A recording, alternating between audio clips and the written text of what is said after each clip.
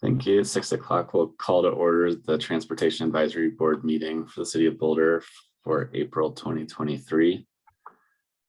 Our second agenda item, first matter of business, is approval of the March meeting minutes. I wasn't present at the March meeting, so I'll be abstaining. Do any board members who were there here last month have any edits to the minutes as they stand now?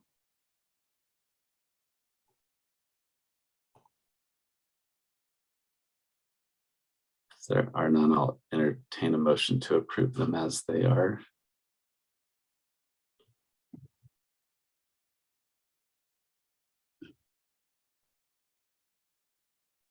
I move to approve the minutes. Thank you. Thanks, Tila. Can I get a second? A second. Thanks, Becky, with the second. All those in favor? Ryan? Passes unanimously with 4 votes and 1 abstention. Agenda item 3. We're fortunate to have Trini back for another 5 years, 1 more year with me, but congratulations, Trini, on your reappointment by council to get a full term serving on tab. And with that, I think we need to do another oath, so I'll turn it over to Meredith for that. Okay, sure. I think that we can display the oath, and then Trini, if you just want to read it into the record. Great. So I, Maria Woolerton. Oh, hold on. I can't read it. Okay, here we go. I, Maria Woolerton, Trini, do solemnly swear, affirm that I will support the Constitution of the United States of America and of the state of Colorado and the chapter and ordinances of the city of Boulder, and faithfully perform the duties of the office of a member of the Transportation Advisory Board, which I am about to enter. Thank you. Thank you. Yay. Congratulations, Trini. Thank you. Thank you. With our 5th board member seated, we'll move on to election of officers. This will be the chair and the vice chair, which will be made by board members, and then we will elect our secretary, Meredith, for another year. We've been advised that Ryan should run these elections, so I'll turn it over to Ryan, who will take this item from here. I'm back. I was the chair last time. Anyway, thanks. Okay, so we have 3 elections. We have chair, vice chair, secretary. Let's start with chair.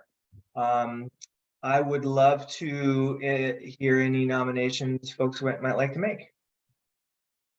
I'd like to nominate Alex. Alex, okay. Any others?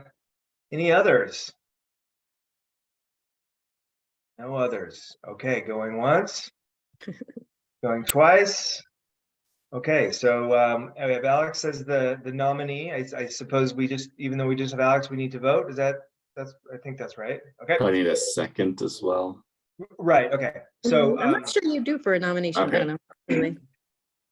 can I get a second? Can I get a second anyway? Just for Yeah, I would have nominated him anyhow, so okay, competing. that'll count. But for nominations, I don't think you do need a second. Okay. So in any case, we have one if needed. Can I have anybody who'd like to support Alex for chair? Are you asking for a vote or for like something spoken? No, To- just a to vote. pitch Well, I thank you for Tila. Yeah, would anybody like to say anything? Yeah, just as the most senior or long in the tooth member here, typically that's who takes over the chairmanship. Of course, I did a few years ago early. And I have been so relieved at both you, Ryan, and Alex's leadership and help in taking some of the load off of me. And I think both of you were very comported yourselves well in the role. And so I do feel comfortable continuing on with Alex as the chair. And Ryan, should you want to, continue leadership now this year or in the future, you still have a couple of years left, I think. I would definitely support that, but happy to have Alex back. Thanks, Tila. Thank you, Tila. Anybody else would like to say anything? Okay, then why don't we put it to a vote? All those in favor of Alex? 1, 2, 3, 4, 5. Okay. Alex, it's yours. So I'll continue this portion of the I'll continue this portion of the meeting and give it back to you, Alex, at the next item. Okay, let's move on to vice chair. I'd love to entertain any nominations for vice chair. I'd like to I'll nominate nominate- Becky Davis. Beat me to it. Sorry, I didn't hear. She beat me to it. I'll give the maybe necessary, maybe unnecessary second. I didn't For hear the Becky. name. You both For spoke Becky. at the same time. You said Becky. Okay, Yes. great. Okay, so we have a nomination for Becky. Any other nominations? Ryan, I think you did a great job. I'd like to nominate you too. Okay, thank you, Tila. Any other nominations? Okay. Would anyone like to say anything? Does Becky or you, do you both accept the nominations? Is that cool with you? I'm not sure what the decorum is, but I'm going to vote for Becky. So I encourage people to vote for Becky. So I'm grateful for the nomination, but I don't know. What does this matter? I accept the nomination, and I also think Ryan's done a great job. So I'm, happy to be nominated if it helps, but also, obviously, I've been grateful for his work in that role as it is. Great. Thanks, Becky. Thanks, Tila. Anyone else? Any more comments? Or Nope. words? Okay, let's put it to a vote. I'm not sure there's a protocol and order, but let's go with Alphabetical. Becky first. Oh, sorry, Tila. Let's go alphabetical, and she beats you first and last name, so. Good. I was going to go for Becky for another reason first, but in any case, let's hear it for who'd like to vote for Becky for vice chair. Oh, Becky, come on. Can you vote, please? Sure. Okay, Make- the ayes have it. 5-0 for Becky. Great.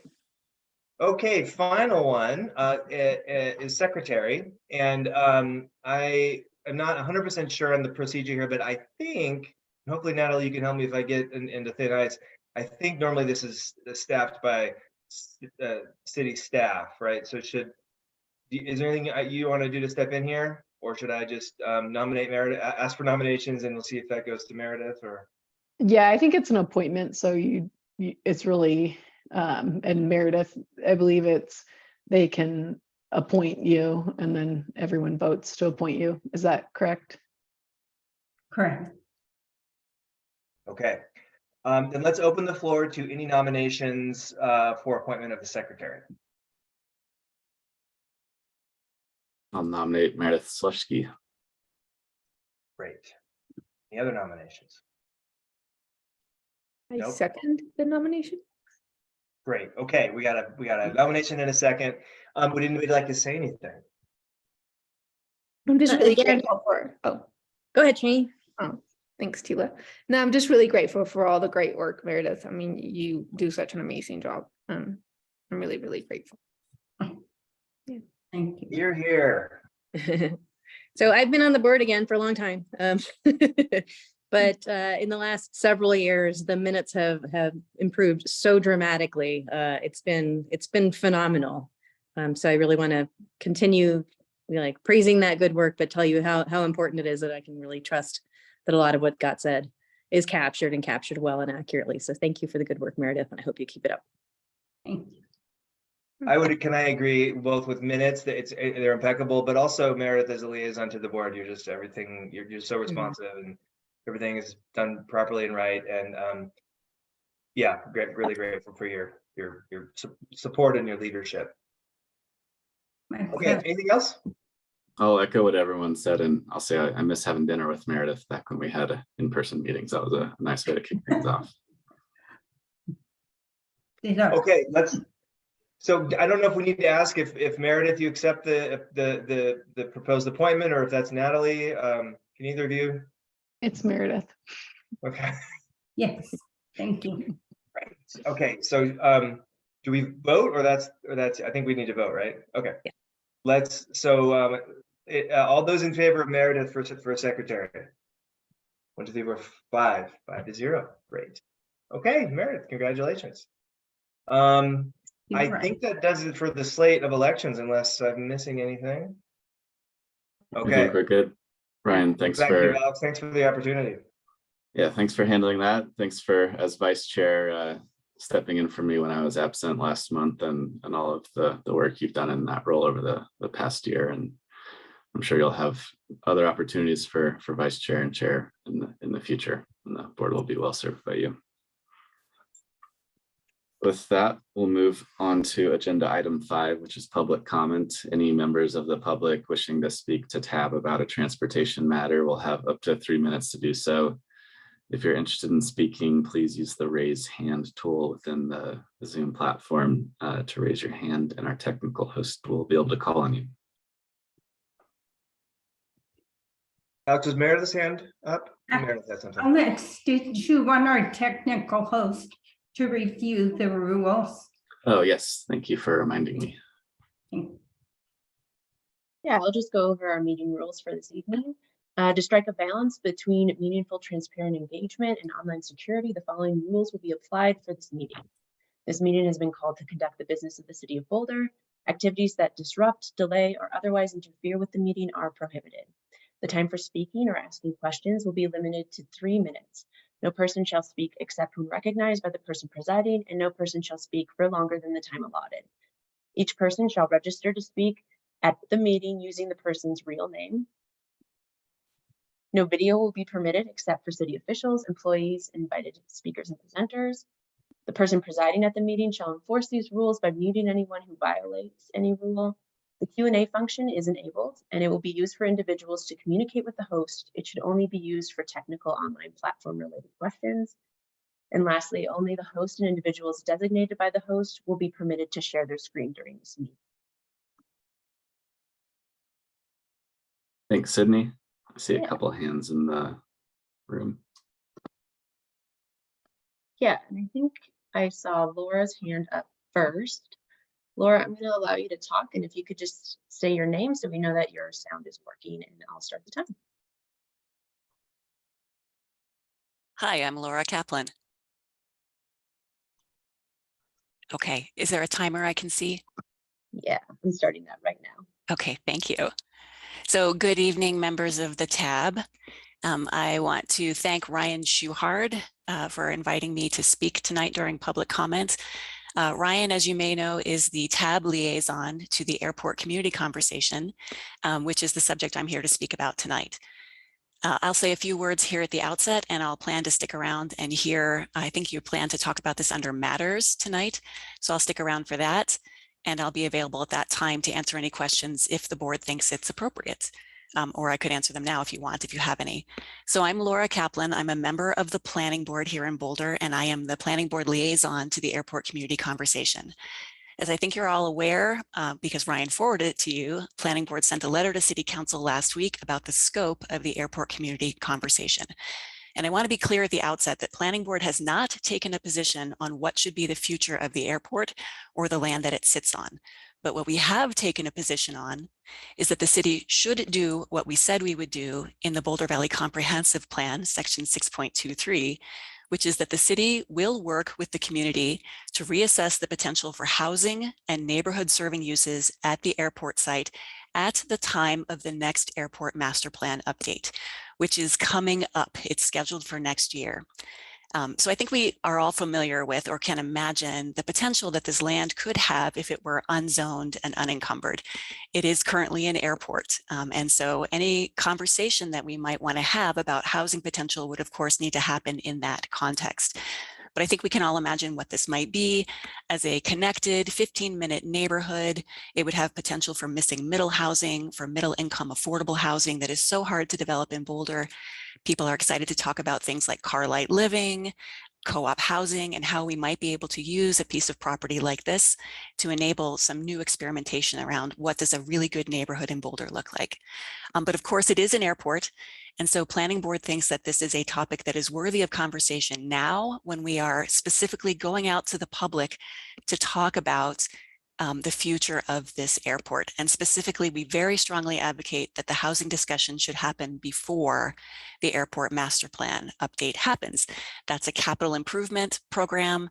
We would be pumping potentially millions of dollars into improving the airport, which not only is money that we would have to pay back if we decided to decommission the airport, but it would also weaken the city's negotiating position with the FAA if we have a shiny brand new airport rather than an old rundown airport if we did decide we want to decommission.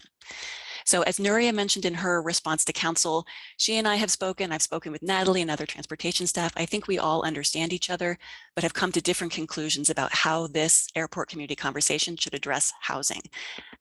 So I'll stop there. My time is up. Thank you all very much. Thank you for joining us tonight, Laura. Thanks, Laura.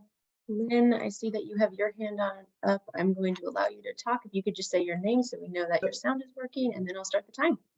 Before you start, could you please take that big, huge thing off the screen? 3 minutes that I want to see your faces when I'm talking to you. I know you can't see mine, but I can see yours, but I can't now. Could you please do that? Hi, Lynn. Sorry, I'm Put gonna the have timer to. in one of the windows. That's what they do.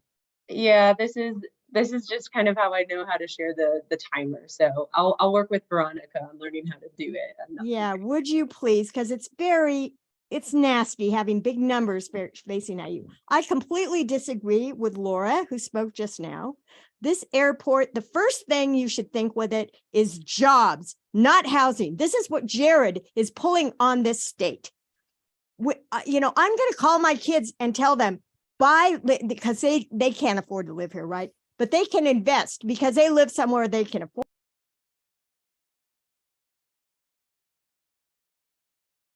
Oh, can you hear me? Because it said unmute. Yes, Lynn, we can hear you now. Okay, it wasn't operating well. It said came up with unmute again. Anyway, I'm telling my kids to buy land here quick, because when Jared puts through this land deal, okay, with multiplexes as far as the eye can see and skyscrapers up on the Flatirons, which is basically what it is, there's not going to be Boulder the way you've known it before. And the only place the thing's going to be worth is to get the hell out of here and to sell. And so buy up now. That's my advice to my kids. And I don't want that to happen.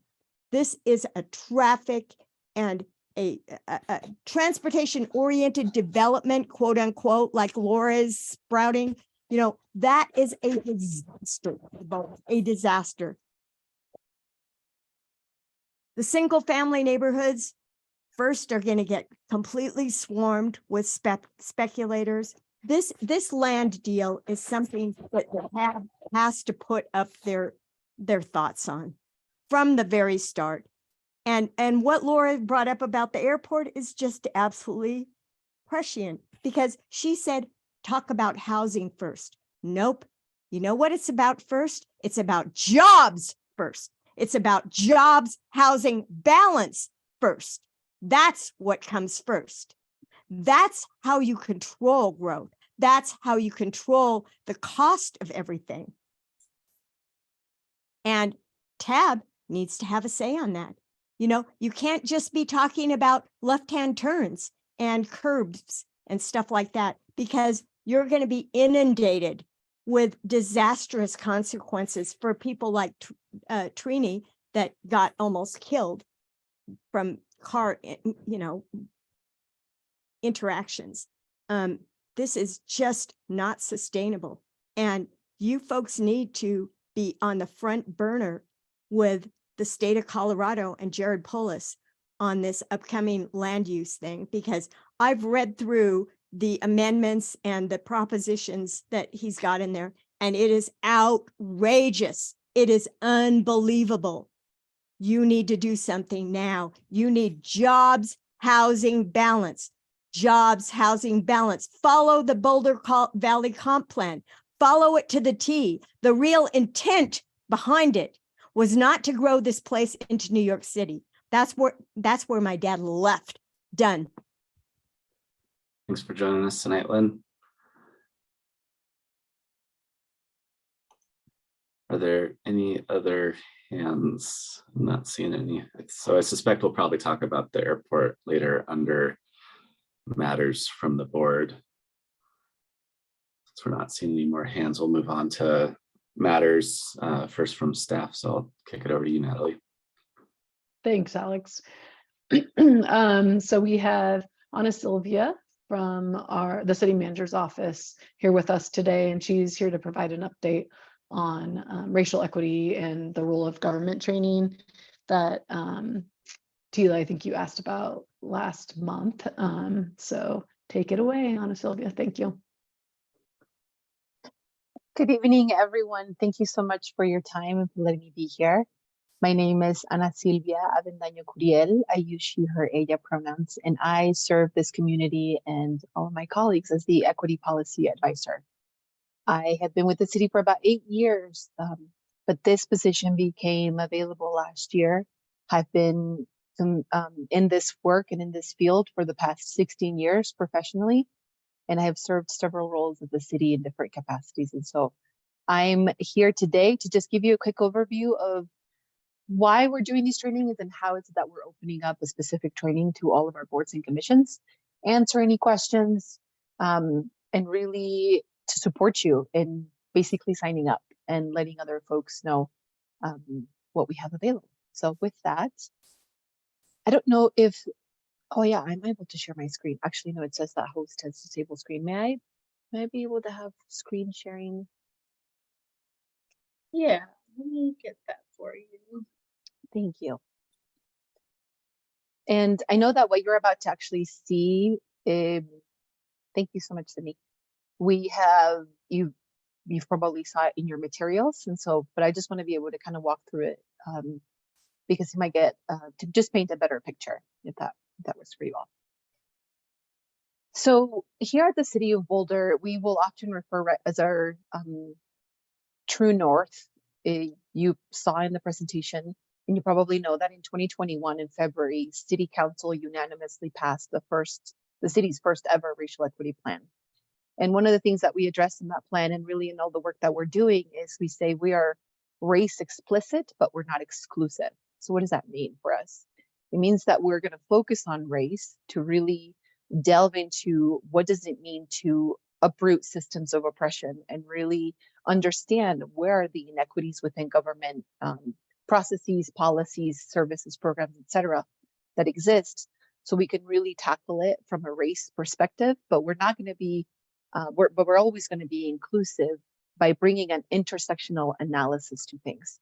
So if we know that there's a service program that supports our transgender Latino community, if we put them at the forefront of those services, then we will inevitably fix situations for people who are sort of in between that spectrum. And so we are race explicit, but we're not exclusive. And really being able to shift systems, it's work that takes a long process, right? The tree and both of these pictures really depict that difference between what's equality, what's equity, but ultimately what is justice as well, right? And so in your position now within this board, really understanding what's your role within a system to be able to create better programming and policies. So why work on racial equity? You know, we know that disparities exist. We know that for our population, what you see here, it's a racial dot map that was created by the University of Virginia based on the 2010 census. So it's no longer an active resource for research because we just went through the 2020 census. But this really offered us a wide perspective to understand where are those pockets in the city of Boulder, right, that really shape our community. We know, for example, for our Latina families, residents, their average salary income is around $33,000 compared to for white families, the median income being $113,000. We know that community members are less likely to have access to quality health services, and so any other kind of services that, from a systems perspective, that's a part of it. So the types of racism or how we end up addressing really institutional racism at the city. There's really 3 parts, and not just one part works on its own. It's not a silo. They all sort of feed into each other, right? And so we have the individual, which is acts of a person we can do to support their growth and their awareness, and being able to bring them to higher ground.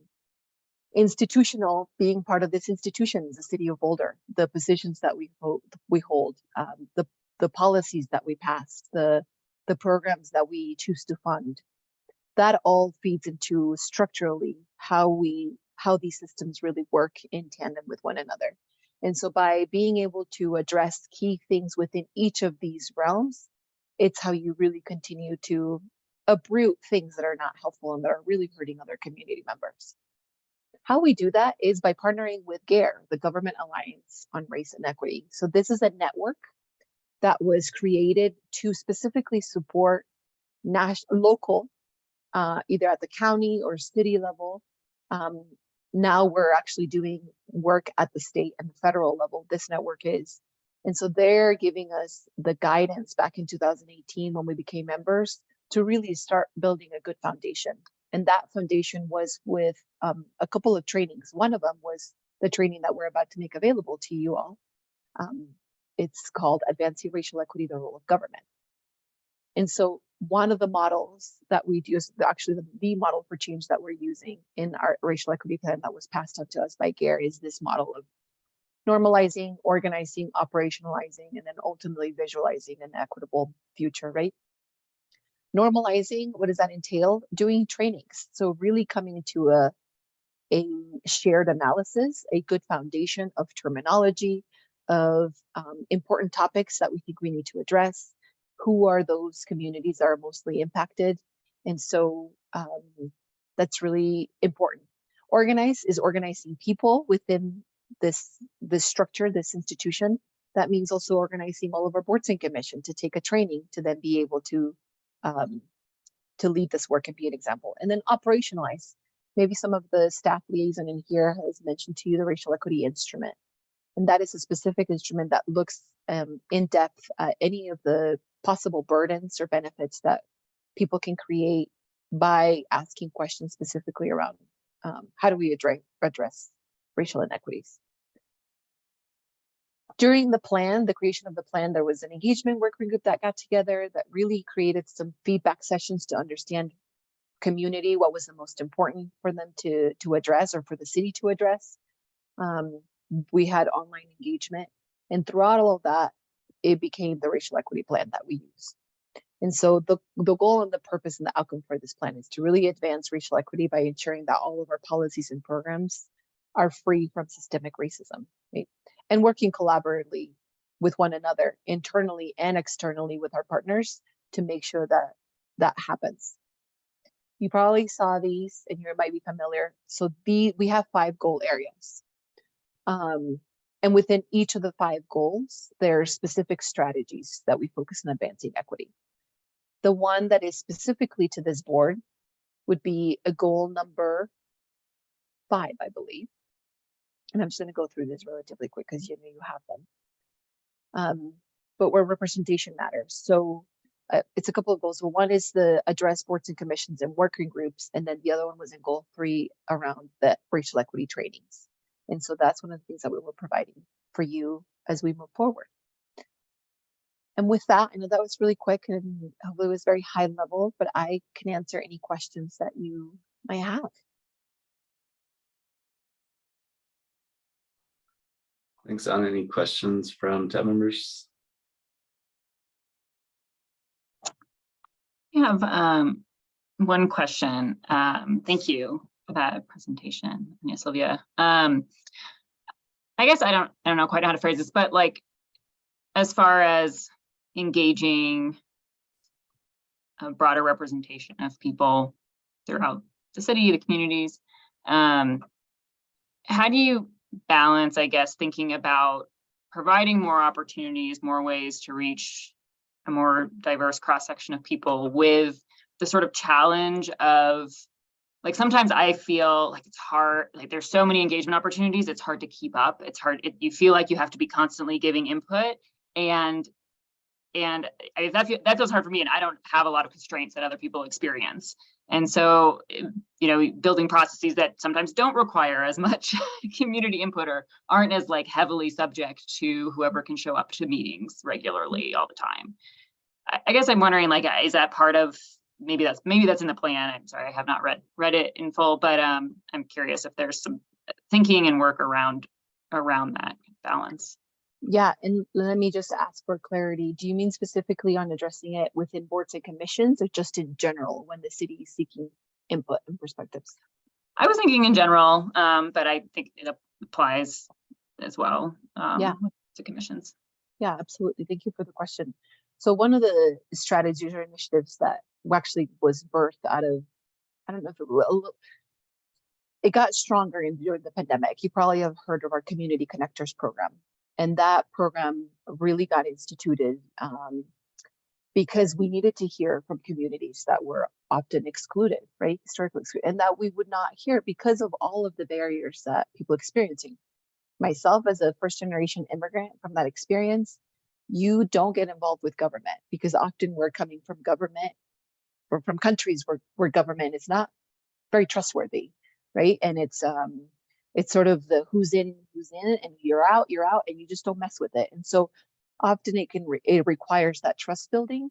And so this Community Connectors program really serves as that. So really identifying those leaders within communities, they're already doing their leadership position. They're already connecting people to resources. They're already letting them know what's happening within the city or a service, et cetera. And so being able to use that expertise, that connection, the wisdom, but also being able to say thank you through monetary compensation, right? Through a stipend that says you're spending time to bring the feedback of your community and we're going to listen. And then we're actually going to create changes based on that feedback. But at the same time, we really want to make sure that you are getting compensated, right, for the work that you're doing. And so I support and I lead along with my colleague, Ryan Hanshin, the Community Connectors in Residence program. And that is more of a long-term on a yearly basis where we have 9 community members who belong to many different parts of communities, our LGBTQ community, older adults, people with disabilities, immigration status, multi-generational household, low income, et cetera, et cetera. And really when city needs input specifically from community on a project, they will reach out to Ryan and I and say, can we run this project by Community Connectors and Residents and really get their input and understand, is this new program that we're about to embark on really, are we on point or are we totally missing the ballpark? And that is a group that can really bring in that perspective that we often don't hear from. So I think one of the things that I appreciate about this plan and our colleagues' commitment to this is that the burden's going to fall on us as an institution, as it should be, versus just making a platform available and say, well, let's just see who shows up, right? But doing it in different ways.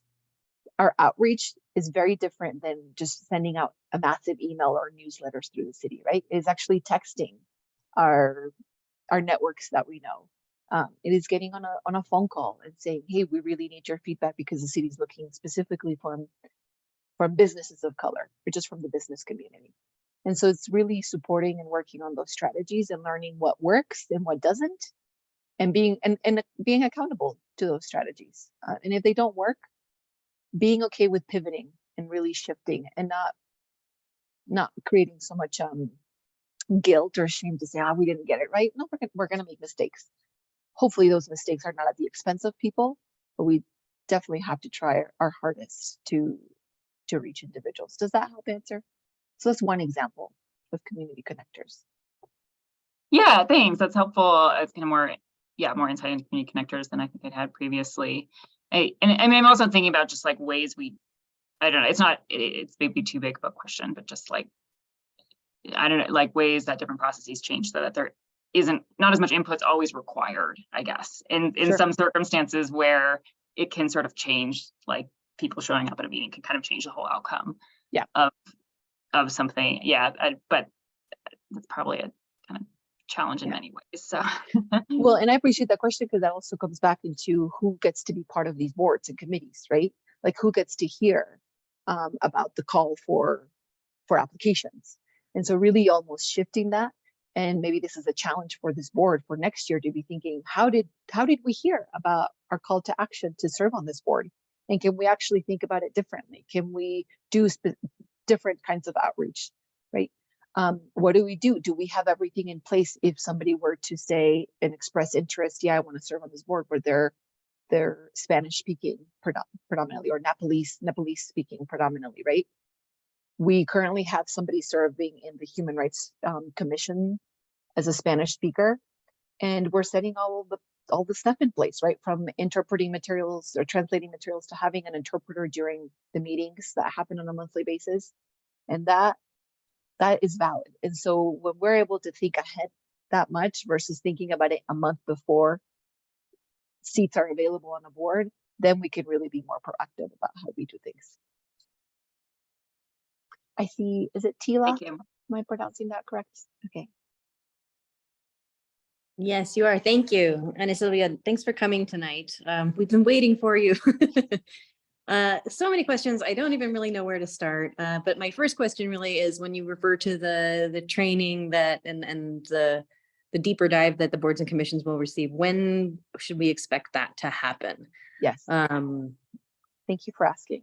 So literally tomorrow morning, or actually probably tonight after this meeting, I'm about to send this notice out. So this will look familiar to you. But I'm about to send this out to all of our boards and liaisons to share this quick 2-pager that talks about why should we take this training, what the training is about, what to expect, and then how to sign up. So there will be a Sign Up Genius that is linkable in the PDF, which then you can go in. It's all set up so that you can go in and pick the date that works best for you. One of the things we heard is we try to be as accommodating as possible. Some of the board said, we'd like to have this training during our specific board meeting time. If that's the case, then we're going to connect with all of you. We also created some of these dates with UC, like this one, for example, on May 15th is specifically for the RAB and HRC board. So if there is one, and I will let Meredith and Natalie know if there was a specific date that we communicated or logistically we combined, that will be here. But if this board chose to have the city offer dates and times and we'll sign up on our own, then you could just look through these dates and really sign up. 2 things to consider. This month, just in general, internally, 2 of the things that we did for racial equity trainings was we are doing 1 month all virtual trainings, and the next month we're doing all in person. The month of May happens to be trainings that are going to happen virtually. So if you are someone that would actually appreciate and would prefer doing an in-person, then those trainings would happen in June.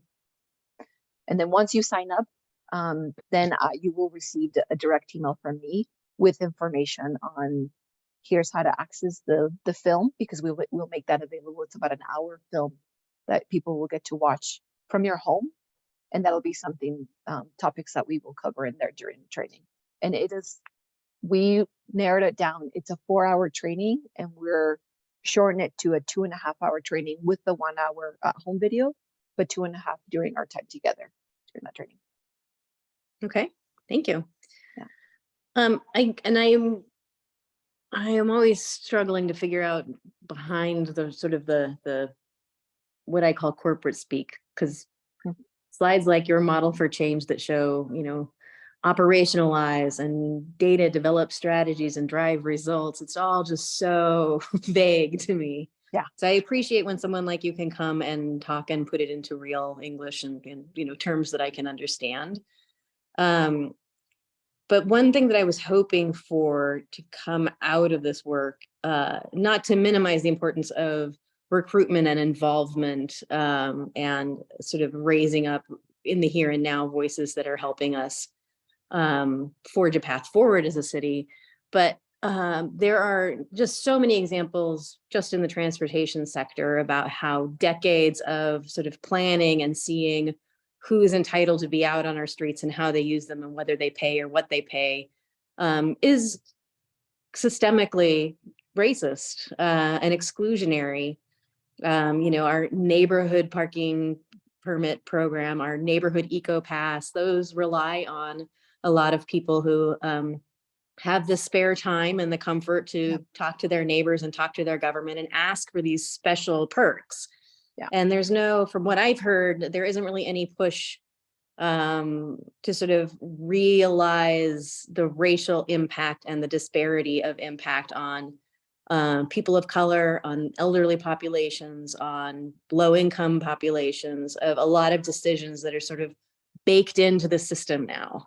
So what kind of work do we have to do on that sort of bigger picture, how to fix what we've already done wrong, as opposed to just, tweaking things and trying to include better voices in the future? Is that any part of this work? Is this something the boards can help with?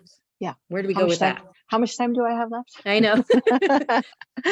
Such a huge, yes, absolutely. And thank you for mentioning that, because if there is one thing that I was focused on when I first initiated this work is how do I infiltrate the city so that people in the community, because before Nuria, there was nobody in leadership that could speak to the experiences I was having, even as an employee, right? And so, yes, I agree with you on that. And it takes so much time. And I also know that equity moves at the speed of relationships. There's nothing that we can do to say, here's a one-time training that will solve equity and it will make it all go away, or here's another training, or here's another event that you can plan. That doesn't work, right? But what it does work is, what is the level of influence that you as an individual, but then you as a body have over certain policies or practices? And really maybe you start first with, let's just take a wide look. What do we have in place that instinctively feels really oppressive and discriminatory, right? And if it's a lot of things, let's just narrow it down to what's the most important. What have you heard from community during the comments? And if you're not hearing directly from those communities, how can we partner together with community connectors to get you those voices, right? What do we already know in the city, actually? Like, what's already the data that we have available without putting in more burden to our communities and having to ask again? It's like when we ask, and I used to experience this quite often when I was younger and brand new babies, when you would go in to apply for food assistance and WIC and all this, is like you're having to explain your poverty over and over and over again, and the burden of that, right? And so if we know that families are saying, if we know there's no bus line that is effective between here and Longmont is a predominantly Latino community, but yet we have a lot of people who come in and who give up themselves and their talent and work in the Boulder community.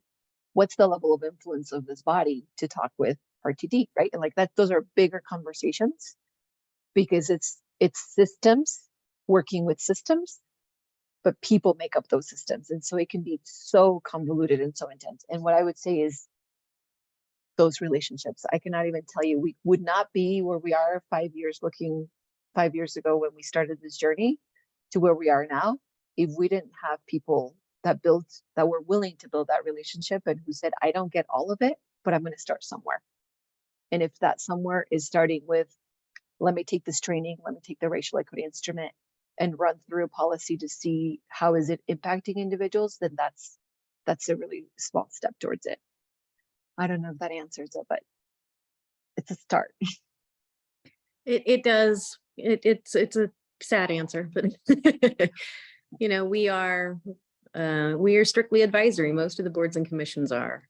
Almost none of us have any real power to change things. And trust me, this is not the first time I have raised the inequity of our decades of planning and land use, and the inequities of particular neighborhood programs that affluent neighborhoods and people have better access to. But they're polite and listen to me, and nothing changes. Mm-hmm. One of the things that I've learned through my time here is also learning to understand the system and how it works. I had very little idea of that, and who to involve, right? And we're like, who to reach out to. And we're hoping that through even this training, the role of government, it gives all boards and commission a foundation and almost like an expectation that anyone who comes in and serves, that this training will be part of it, so that they can start thinking, and that racial equity perspective be that thought process being ingrained in how people think and serve. Because then that can really make a difference 5 years from now if everybody comes in and has that foundation. And I'm seeing it. That's why I'm suggesting that, because I'm actually seeing it happen within our colleagues. It's not quick. Yeah. And I also wouldn't want it to be quick either, because then that would cause more harm.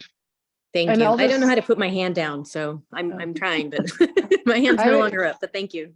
I was just gonna add in like one more opportunity that I see to address, and it will take time and will not be fast, but we're at the point, I feel like, in our journey where each department is, we formed these JEDI teams, and we're going to be developing kind of departmental plans, racial equity plans, and we'll start kind of tackling some of the like, to me, that's an opportunity for us to start tackling some programs or projects that we see kind of that systemic or institutional racism built into.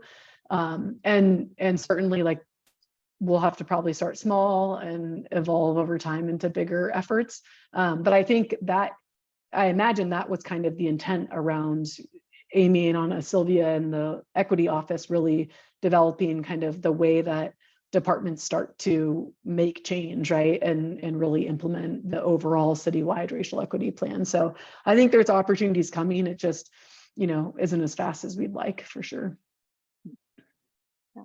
Thank you, Natalie. Trini? Hi, Anna. Well, first of all, thank you so much for the presentation. And, I want to tell you that when you spoke about the government coming from a different country, I completely understand where you're at. And I can see how intimidating this can be to a lot of people in our community. And I just wanted to offer my help. I'm originally from Mexico City, and I am a fluent Spanish speaker. So if you ever need anybody to be like a liaison between this board and the community, I'll be more than happy to help with anything you need. And yeah, I mean, Thank you. I think it's really important for people to feel that there's someone that they can connect to and that has lived through certain things. And, I'm here, and I'm trying to use my voice for, for our community, for bettering things. So Thank you so much, Trini. Paisa. Oh my gosh, I'm from Mexico City too. really, I will Yeah. have to talk later. That's sweet. That's awesome. Yeah, Thank you. Thank you for serving. of course, absolutely. Ryan?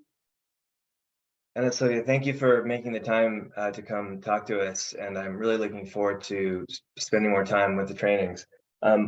Just two things. I wanted to agree with something Sheila said and build on it, which is, and not to point fingers at anybody, but if I think back to the last year of when I've heard about the racial equity tool framework initiative in council discussions, tends to be on with regards to making changes to things, with regards to, did we think about this with this new proposal, but not with respect to the imperative to improve the status quo. And so I think I'm relatively new to some of the transportation wonkery that we spend time with on TAB. And one thing I found is that there's a lot of, I guess, sort of like public health kind of science that underpins a lot of the, there's a number of national equity organizations. I think of Greenlining Institute is one that has a mobility equity framework that brings a kind of a public health perspective that is built in part on a really technical transportation planning kind of language. And it's really hard. I mean, it just takes some, I'm still learning a lot of the jargon, and I feel like there's gatekeepers everywhere. And so in any case, I'm just sort of wanted to share with you that I'm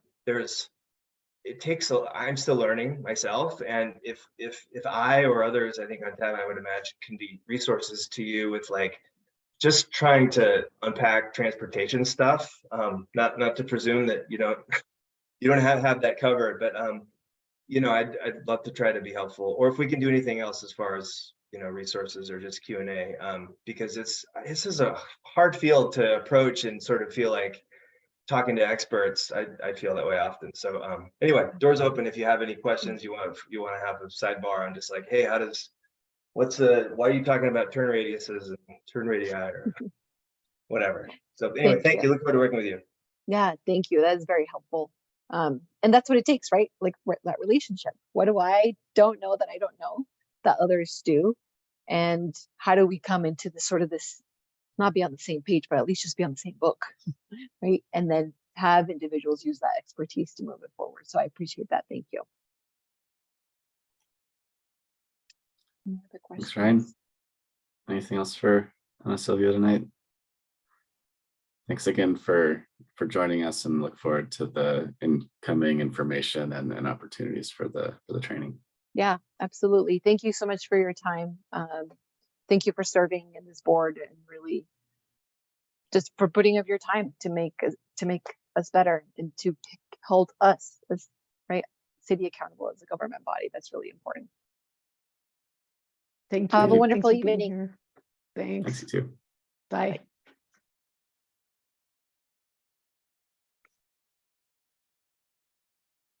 Do you want me to keep moving, Alex? Sure. Okay.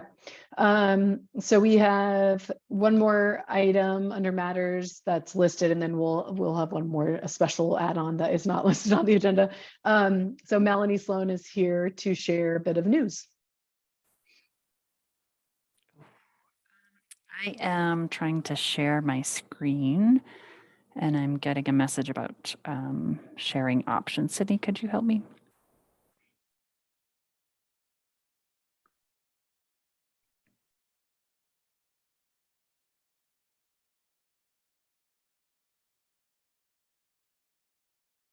Let's see if Okay, that did work.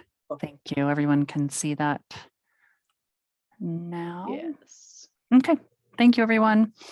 Okay. Hello, members of TAB. My name is Melanie Sloan. I'm the principal project manager with the city's Transportation and Mobility Department. And I am here tonight to share with you a brief update on the Safe Routes to School funding application we submitted back in fall of 22 for the Manhattan Middle School. So in short, I'm really pleased to tell you that we have been awarded full funding for the program. And this particular grant awards for infrastructure improvements anywhere between an ask of $100,000 to $750,000. And the Manhattan Middle School application fits well within that category. And I want to point out that this unanimous vote of the selection commission echoes what we all know. This is an important project and it's needed now. I also want to use this opportunity, though, to say it's not just for the benefit of the students of Manhattan. Manhattan Drive is a central spine of this neighborhood. It's identified as a green street in our low stress walk and bike network plan. And it will benefit students attending nearby schools like Horizons K-8 to the west and Eisenhower Elementary to the north. And it helps our broader community because there are a lot of destinations whose access will be made better by the project, including getting to the East Boulder Rec Center, East Boulder Park, and our South Boulder Creek Trail system, as well as other destinations from the Foothills Pedestrian Bridge, which is a little bit to the west of the project area. So the project is successful because it's neat, because it's important improvements, but also because of some key partnerships. And I want to take some time to highlight those. Boulder Valley School District helped us connect with both parents and students of Manhattan Middle School. Boulder Housing Partners has a property at Baseline in Manhattan. They helped us reach their neighbors and their residents, and that was helpful to ensure, leading off of what Ana Silvia is talking about, that how we understand travel and how we can design improvements reaches our typically underrepresented and perhaps most vulnerable residents in the community. And then staff outreach to neighbors, and all of that helps shape the successful application. And it also will help us shape the final design once we get into that. And I'll tell you a bit more about that in a couple of slides.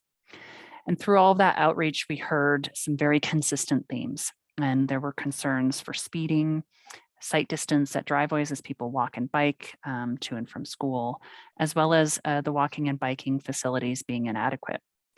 And then for crossing, concerns of Manhattan at Iroquois. That's the intersection adjacent to the school and important for those traveling east and west and using that Foothills Pedestrian Bridge. So what we put together really responds to these Safe Routes concerns that we heard. So the project concept will allow us to go ahead and explore multi-use path design and how we can improve those sight distances at driveways, incorporate traffic calming elements to address vehicle speeds, as well as making intersection and drainage improvements at Iroquois to address the concerns that we heard. And this project, combined with other City of Boulder improvements, such as leading pedestrian interval signal timing that was incorporated at Baseline and Manhattan last year, as well as repaving work that's scheduled for Baseline in 2024. And will then extend that safer travel by foot or bike on Manhattan, north and south and across Baseline Road.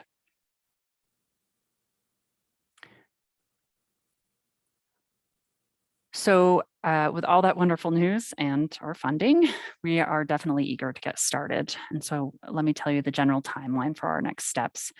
Funds will be in hand in 2024, and that's when staff will go back to our partners in the community to develop the conceptual design into buildable improvements.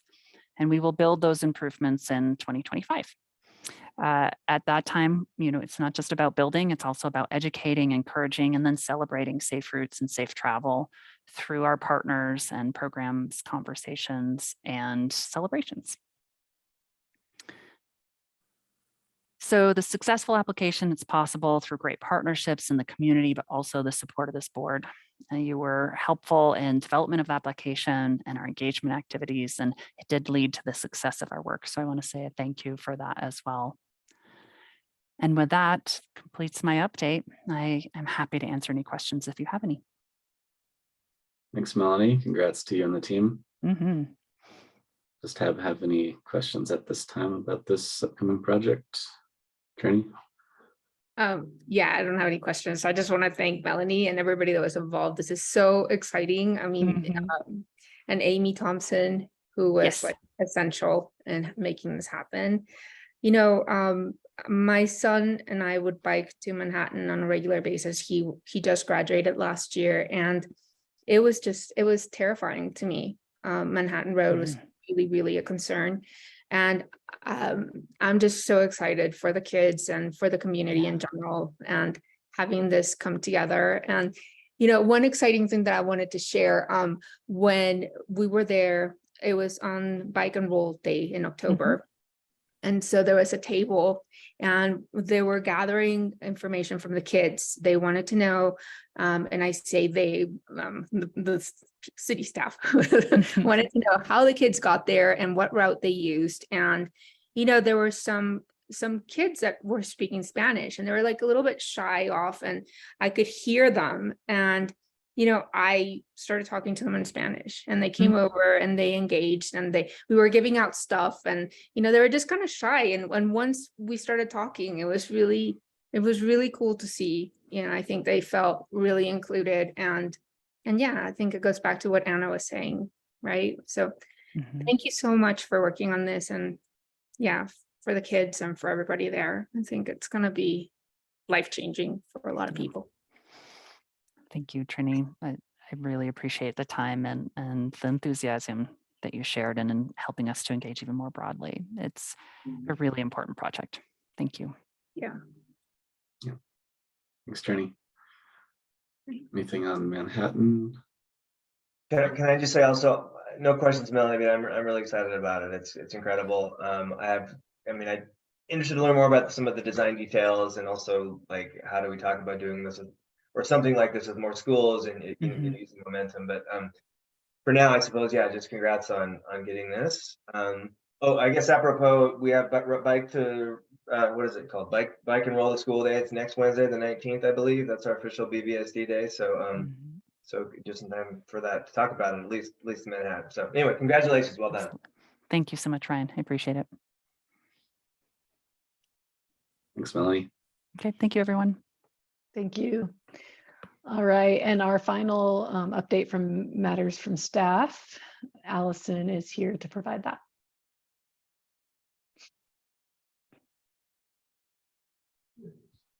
Hi, TAB members. Thank you so much for having me today. I just wanted to share a few things with you. So thank you to Natalie for sharing information previously with TAB members regarding the upcoming NACTO Designing Cities Conference. NACTO is the National Association of City Transportation Officials. This conference is oriented towards public sector folks and brings together over 1,000 officials, planners, practitioners. So it's really exciting for us. And this year, the conference is hosted by the City and County of Denver, and it's occurring May 15th through 18th. And as a NACTO member city ourselves, we will be hosting 2 workshops, which serve as an opportunity for NACTO cities to share work we are doing and how others can learn from us. It's a really collaborative, hands-on mini tour, basically, oftentimes using different modes of transportation around the city. For our 2 workshops, we're anticipating using e-bikes, as long as it doesn't snow. So we're really fortunate to be able to host 2 workshops. One of them will be about the CAN and Vision Zero, and the other will be showcasing our collaborative projects and programs with other city departments. So, for example, CAMP is one of those that we'll be discussing. And for these 2 workshops, we'll be taking a bus from Denver and having opening remarks for both of them together in downtown Boulder. And we would love to have you all join for this. It'd be really terrific to, showcase our Transportation Advisory Board to transportation officials and planners and practitioners from all across the country, and and get to answer questions and discuss with them and learn and all around. So we're really looking forward to having you all be a part of that. And if you have any further questions, please reach out to Natalie. You can reach out to myself if you'd like about the workshops. And as we hone in on the details of those opening remarks piece, we'll be sure to share that out with you so you can get that on your calendar. But we'd love to have you a part of it. And I'll just add, Allison's being very humble, but Allison and Veronica have put in a lot of work to help make the workshops happen. So thank you to both of you. Yeah, definitely. And Melanie and Michael also as well. Are, putting in a lot of effort on those. It's, with planning the routes and all of that. It's we're really looking forward to it. Thanks.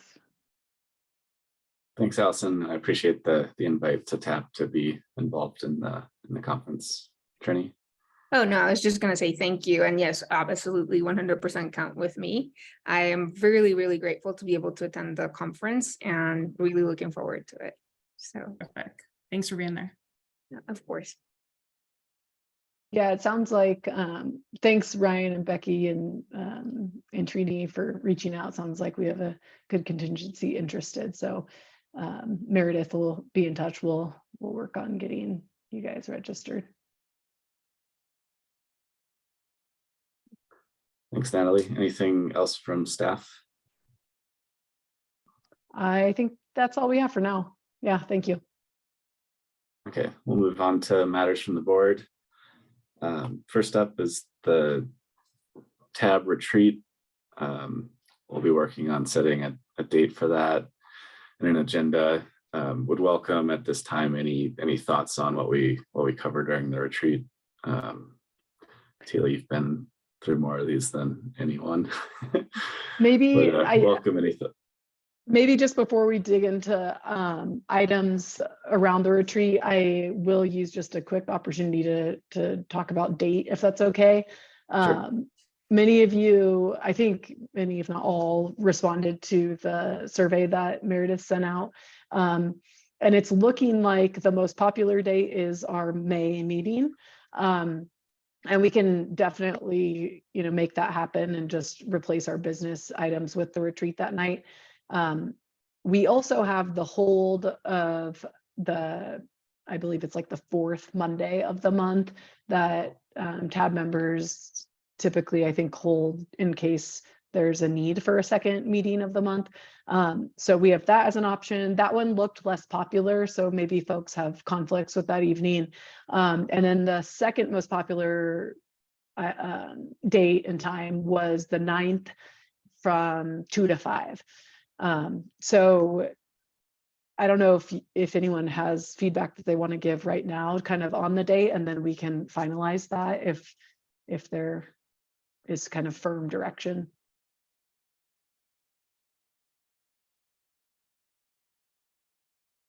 I like the 9th from 2 to 5, but I can do any of it.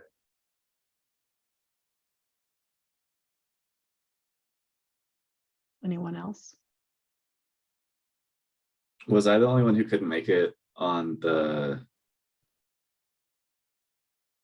Was there one the week of the 8th that wasn't on the 8th? It was the 9th. The 9th Okay. from 2 to 5, I think was the only other.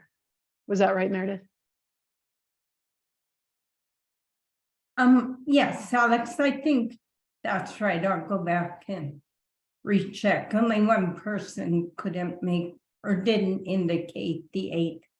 Okay, that was Randomly wrong. probably me on the 9th, and I'm still waiting to hear Oh. if something's happening that time slot or not. So I can let you know as soon as possible if I hear one way or another. Is it safe to assume this is virtual?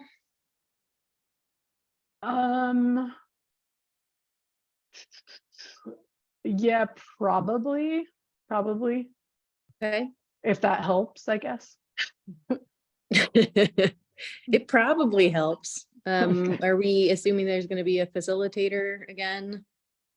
I don't Um, know. I think I was okay. kind of waiting to see what the discussion was tonight around agenda items, and then we'd go from there. Okay. Yeah, I have no further information about my availability after. Are you, know, were just- you available at I the don't May know. meeting? I don't know. Because somebody, I think we didn't get I one wrote, I'm like, that's our response. meeting. And so I thought that was incompatible. So if you wanted to swap our meeting, you know, the business for the meeting, instead of, I'm attending the TAB meeting. So you if are, I- okay. If I said that wasn't a choice, maybe it's because I was like, I'm not doing 2 in one day. Right. Yeah, we would be swapping out the business. Okay. And delaying those items and then kind of reshuffling our calendar. Okay, I didn't understand that that was an option. So if I'm the complicating person on that one, then I rescind my complication. Okay. Yeah, and I don't remember what I voted, but I can do both days, so. I'm looking at now, but I can't tell where my vote was. Yeah, I think all of those, Be glad those that's 3 work for me. unanimous. Okay. So, I guess, well, it sounds like maybe Alex, you're our maybe on Tuesday. Do you know when you'll know by? Should be very soon. Okay.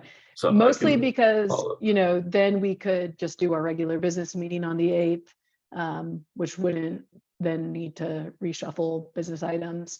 And then we could have the retreat Tuesday. But if you're not available, Alex, we'll just use the 8th and then we'll reshuffle business items. Does that sound good? Yeah, that sounds like a good plan. I'll follow up Okay. tomorrow and try to get back to you as soon as I have an answer. Perfect. All right. Thank you. Yep. And then any ideas or requests for retreat agenda items? It seemed to vary from year to year. We typically do some sort of idea sharing or prioritization exercise where board members are able to bring forward some thematic things that the board can be mindful of in the year before us. Anything else that you'd like to see, Tila? Yeah, so since we've been waiting so long on the sort of the racial equity tool and training and all of that, I would just like to say, I think it would be useful for us to have at least started in our individual capacities to undertake some of that training before our retreat, and then maybe sort of, you know, have a discussion about how TAB could sort of utilize it in our coming year of work. So I would just like to encourage people to have done at least some of that background and homework on it before we have our retreat. And we might consider, I mean, well, it depends on what it looks like. I haven't seen the website and all that, but we might consider asking Anna Sylvia or someone to come and talk to us for 20 minutes or something, have a little more in-depth conversation once we've had an opportunity to look at some of those training materials. That's my only thought on that. Yeah, I Thanks. like that idea. And this seems like the most appropriate for him to take the time to do that, which could be really productive. Becky? Yeah, I guess, yeah, I also I like that idea and was thinking a little bit along those lines during Anna Sylvia's presentation. The other thing I'm interested in is some thinking forward on what kinds of, are there sort of broad scope recommendations we could make to council for when they think through their next work plan? We have, time for that. But what are top kind of, there are a few policy barriers that exist, and I'd love to have time to talk through what some of those are, like what we consider to be the biggest ones, and how we could recommend to council, like what kinds of things we would recommend to overcome those. And not some huge menu of things, but really, like, what are a few of the main policy barriers that make it not possible for us to meet as a city, to meet the goals we've stated out for transportation. So having some of that time to bring some of those ideas and talk about them, and see if there's areas we're particularly aligned and excited about, and could think about getting also staff feedback on over time. I just think it'd be nice to have that dedicated time in the retreat to have some of those discussions. Sounds good. Yeah, the retreat's a unique opportunity to discuss things outside of a particular agenda topic, and so this would be a good time to do that. So we can bring that to the agenda setting for the retreat. Anything else, Ryan? I like what Becky said, and what I like about it is it's the opposite of what I had suggested last year, which was to think more about strategy as its own kind of thing to develop and then work from. I like the idea of just let's come up with some recommendations that, based on our experience and knowledge and feedback we're receiving, we'd like to propose to council to consider. And I could imagine some ways to do that where we could think, okay, I'm thinking matrices now, but there's a sequence in terms of harder versus easier policies. There's a sequence in terms of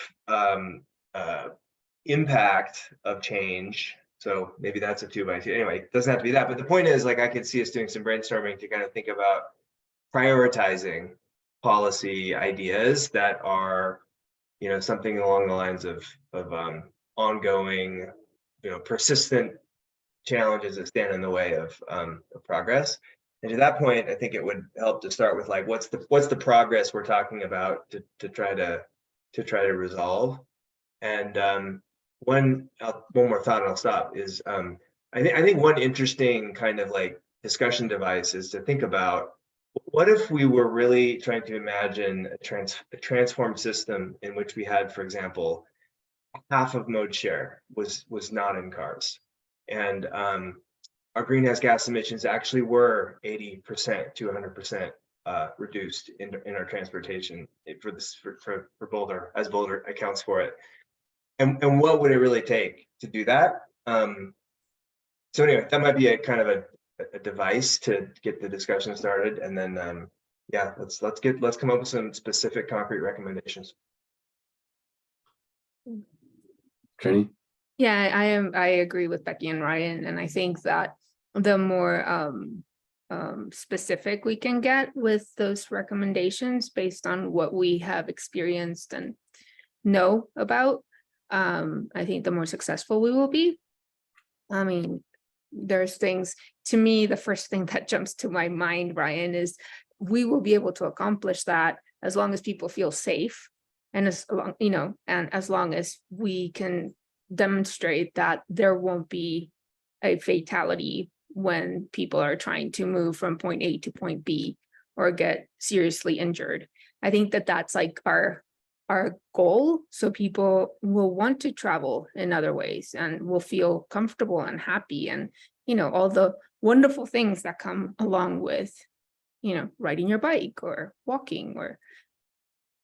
But until people feel safe, I think it's really, really challenging. I mean, I don't know, but yeah, but being concise and very specific about our suggestions, I think will be very helpful. Okay, we can get into this in more detail during the retreat, but I took some notes, and I'll bring these notes to the retreat planning. And Natalie, we can follow up separately or at the next agenda setting meeting. That sounds good. Yeah, I'll set up some time for us to just specifically focus on retreat agenda planning. Sounds good. Open board comment. Anyone have anything they'd like to discuss? Tila? Thank you. I have 3 fingers up because I had 3 things and I'm only remembering 2 of them. Lucky you. The first one is definitely a grand view. So I brought that up at last tab meeting, specifically in the context of the Vision Zero action plan and asking, are the mitigations that we know or that we're thinking of where multi-use paths are conflicting with left turning vehicles, 2 of which seem to apply to Grandview. Are we going to mitigate them this way? And the only answer that I got was, oh, we're still thinking about it. And we've seen there's this, report from Tool, which Devin thought maybe had been distributed. And it's still a month later, still has not. So I haven't seen it.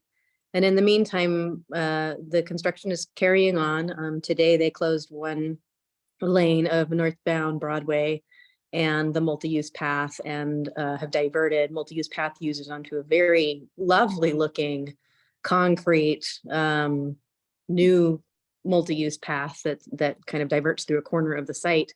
But there's been minimal sort of public information, public interaction, and it definitely at this moment feels like we're hiding the ball here because I know staff saw the report at least a month ago. When are we going to know more? Sure. Yeah. When are we going to have some actual chance to weigh in, or has that ship sailed?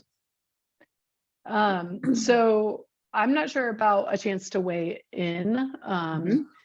The path that is kind of the reroute that is a temporary path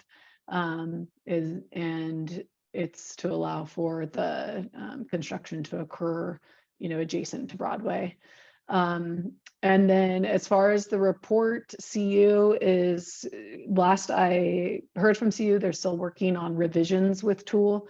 And our team needs to provide our kind of comments back to CU on the last version of the report. So I'll be sharing those with CU here probably in the next week.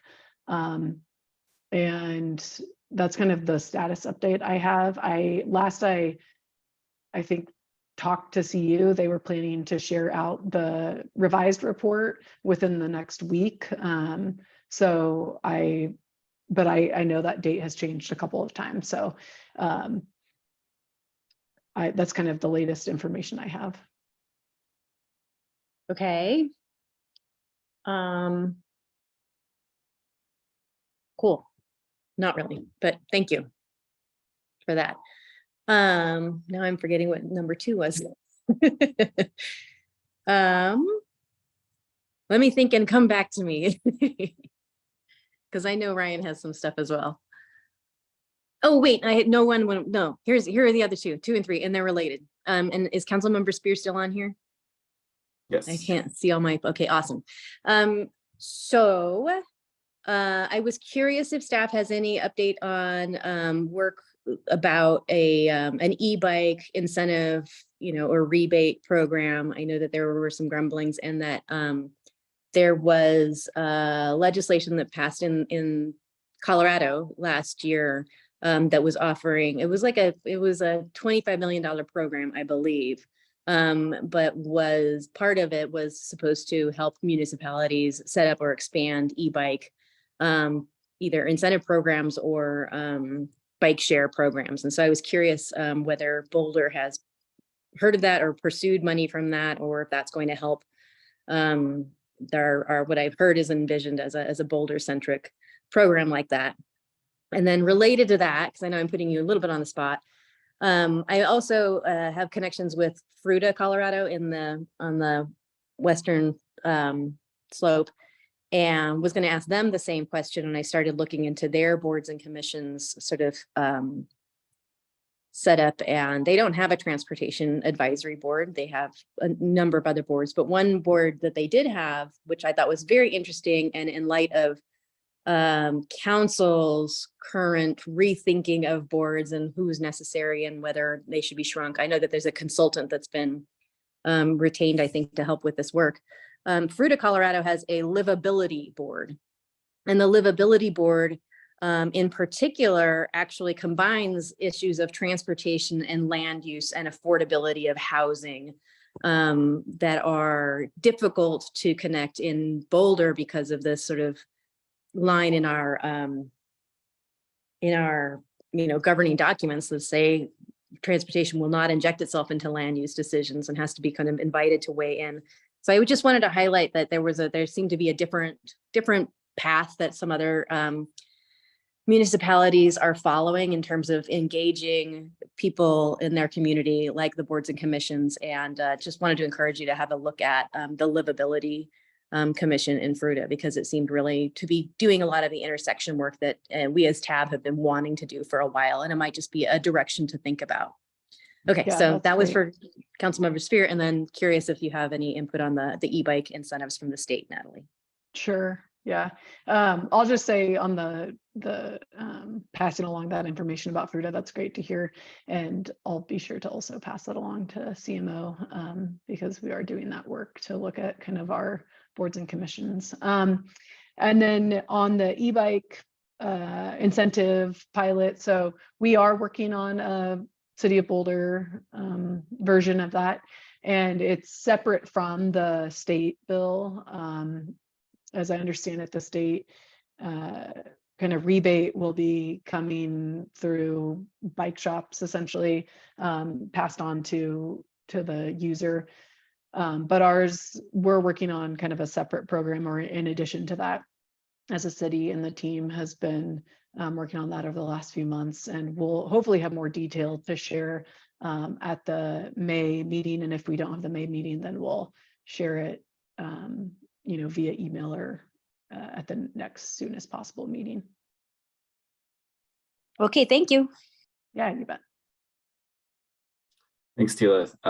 One thing that I was going to bring up anyway, but it sort of ties into the Fruita concept, is Nuri had reached out to some board and commission chairs about an upcoming working group for the Transit Village Area Plan, TVAP Phase 2 endeavor that staff is getting started on.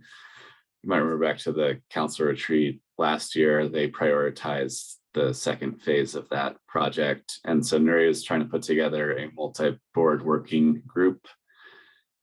And I can read through some of the purposes of that, or I'll start by, she's trying to compile a working group that has representatives, one representative and a backup from both of the Boulder Junction Access General Improvement District boards, Design Advisory, Environmental Advisory, Housing Advisory, Human Relations, Open Space, Planning Board, Parks and Rec, Transportation, and Water Resources Advisory Board.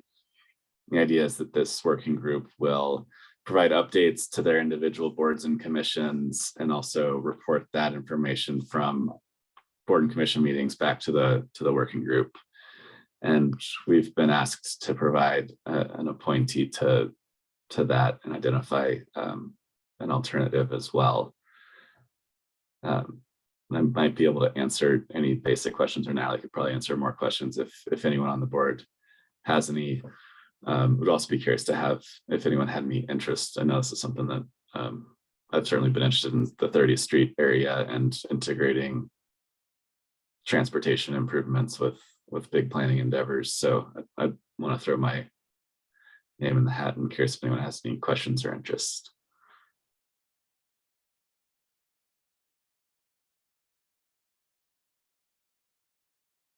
Natalie, do you have anything else to add from the city's perspective? No, I think you covered it well. It really was, I think Nuri is trying to respond to just that interest of being able to bring in that cross-sectional interest across the boards to be able to work on a cross-departmental work effort. And this will kind of be a good case study, and then, potentially may land us in a place similar to the example with Fruita. But, I think time will tell kind of around that.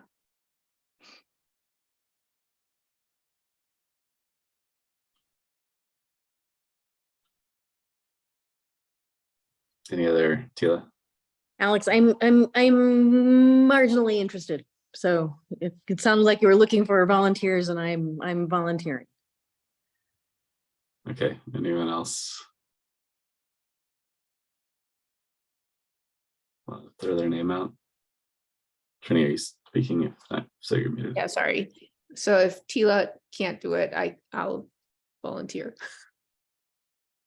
Okay. I currently don't have any of these working group, or maybe the one that never meets I'm on, but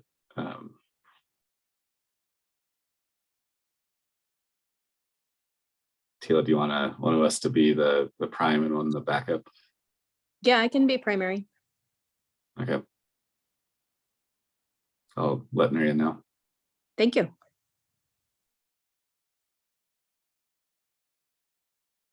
That's all I had for matters. Ryan, you wanted to discuss the airport?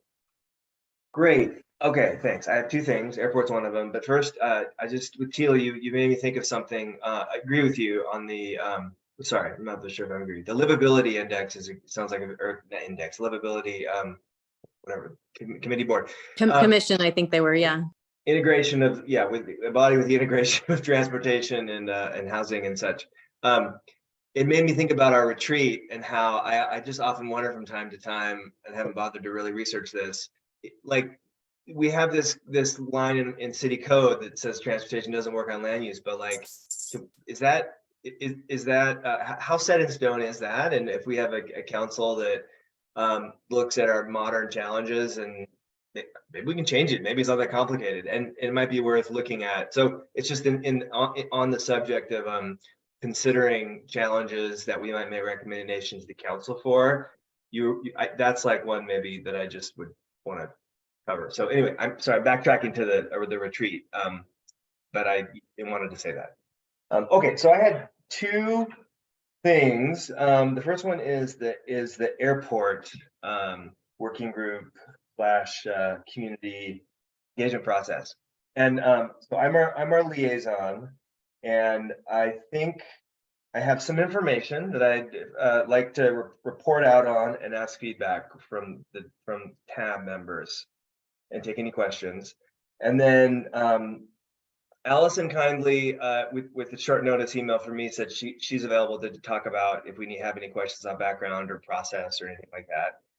And then to the extent that we have the indulgence of I don't know, Natalie and Alex, I think Laura is still on, and if there's any questions for her, like around the stuff coming from the planning board, there might be an opportunity. I don't know if there's any issues with that procedurally, but so in any case, I'll just proceed unless either Natalie or Alex wants to say anything first.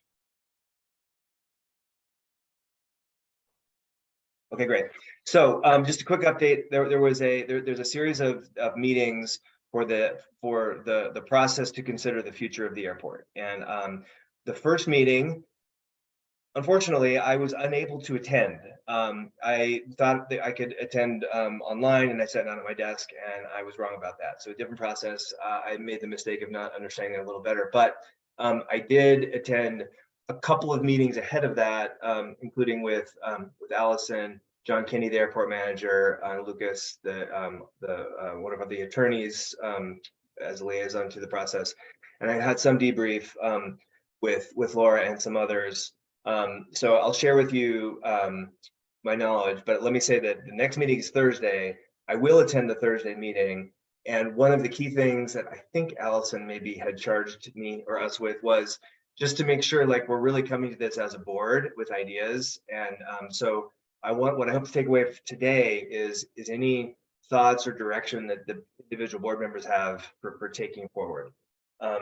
So there's a ton of background, and I think that one of the kind of interesting questions is like, what actually are the transportation issues? What are the issues that are under our charter that involve the airport? And this is an airport that is not a commuter airport. We don't really have aircraft moving in and out to move people for transportation.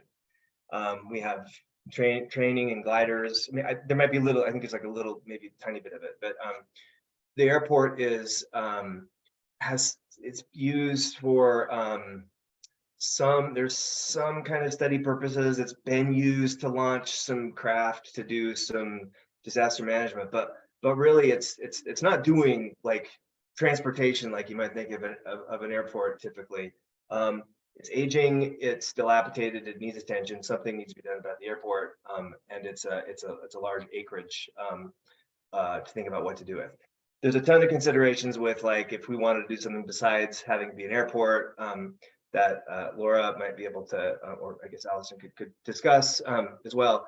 But I think I go back to like what is even in our scope as the Transportation Advisory Board to think about here. And I have arrived at, there's two kind of obvious things. One of them is exactly what Laura came to talk about, and that is the idea that we know from climate science and other empirical study that one of the strongest ways to make biking and transit and walking more affordable by funding them is to increase, well, partly through funding, is to increase the space efficiency through where people live and where they need to go. And so to the extent that the facility represents the potential to increase inclusive housing and compact development and transit-oriented type growth, there is an exciting potentially opportunity there. There's a ton of considerations, but that's, as far as issues go, that I think that's one of the key transportation issues. And then the other one, totally shifting gears, is there are some folks here now, and then more generally an emerging industry that is interested in using electrification to create a kind of new trade of basically electric helicopters and drones to maybe turn something like Boulder into more of a commuter airport. That's like super emergent. Anyway, the point is there's sort of considerations around that and around an industry that is interested in making that expand. It's not clear to me beyond those two issues what else are actually transportation issues that we as the board would weigh in on. There's a lot of interesting things that I've heard, but as far as like our issues, I don't know what the other issues are. So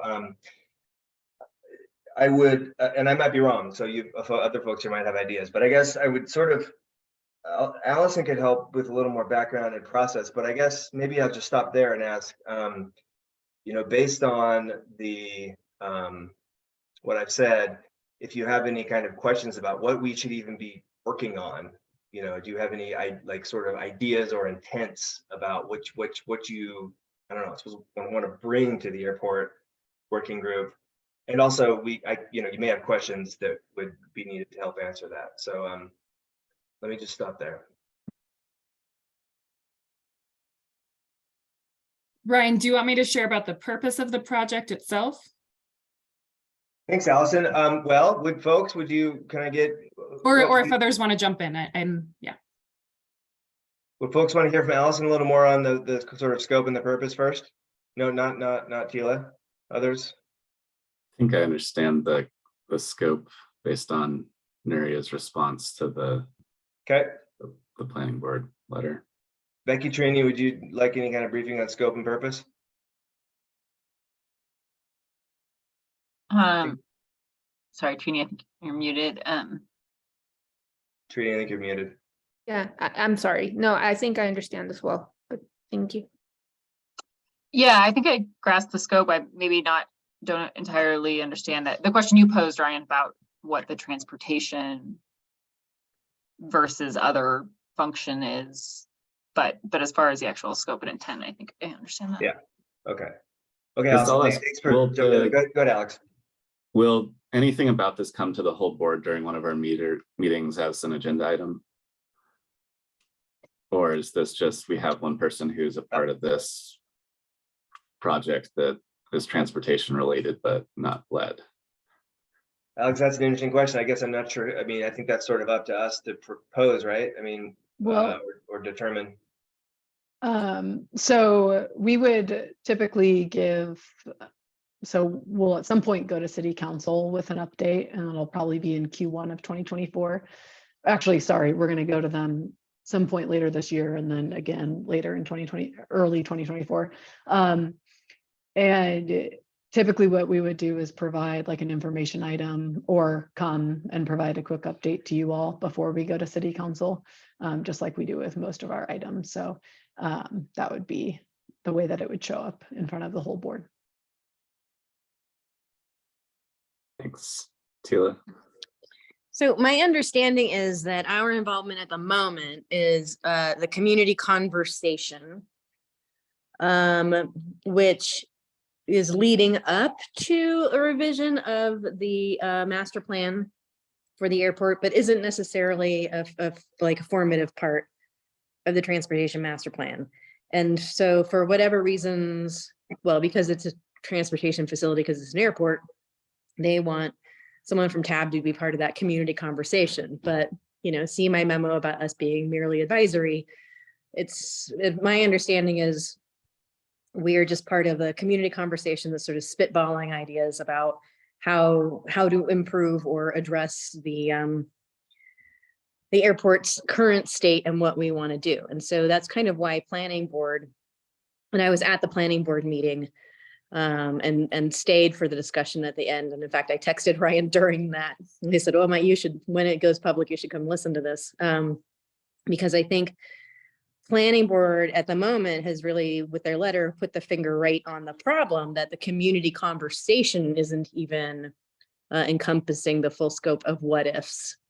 To be fair, my understanding from Nuria's letter is that the current director of the airport says, well, you know, the transportation master plan can't include that kind of scope. So there's no real point in including these what ifs. But I think planning board is probably really onto something that we should be thinking of other possibilities. And so Ryan, I appreciate your sort of analysis, like what is the transportation impact, or, you know, what's relevant to transportation about this airport. And you put your finger exactly on why I didn't want to be on this committee or part of this process, is because its transportation importance is next to nil, which doesn't mean it's not an important element of our community, but it's not very relevant for transportation. And so the third thing that I would say, you know, you have points 1 and 2. I think a third potential transportation adjacent consideration is, should we be improving this airport so that it can become a commuter airport, so that it can become a more reliable or relevant transportation facility? Do we think that there will be a growing need or demand, or could this serve some purpose that it's not serving now that would be more relevant for transportation? I think that's all I have to say. So I'll just speak a little bit here to some of the points that you brought up, Tila. So yeah, I agree. I think the kind of TAB's role in participating in the CWG is that the airport falls within the Transportation Mobility Department. And so by default, the Transportation Advisory Board kind of oversees that piece of the work. And then I'll also say there are also opportunities that may not be furthering potentially like mobility goals, but if TAB cares about unleaded fuel instead of leaded fuel at the airport, then that's, you know, a potential opportunity that you want to, you know, identify through the process. And, you know, there are other things like that that aren't necessarily mobility goal specific that I think there's opportunity for you to identify and speak to as a TAB representative. And then just the final thing I'll say, and hopefully I can clarify this, is that the community conversation, the original intent and the continuing intent is to identify scenarios that folks want to see and have a vision for the future of their airport site. And one of those may be continuing to keep the airport as it is today. But another one, as Laura has identified, is of interest is to some people is to repurposing the airport site for another use. And that use may be housing, or that use may be some other recreational use or purpose that the community would desire. And that is part of this process, it's part of the community conversation, and that scenario can be identified. If that is what we are hearing through the community conversation, whether that's at open houses or whatever engagement strategies that the team was using in the community working group, that can be identified and brought up and will be a scenario that's identified for evaluation. What we have been trying to clarify is that there is a very specific housing study, I think, level of analysis that will not occur as part of the community conversation.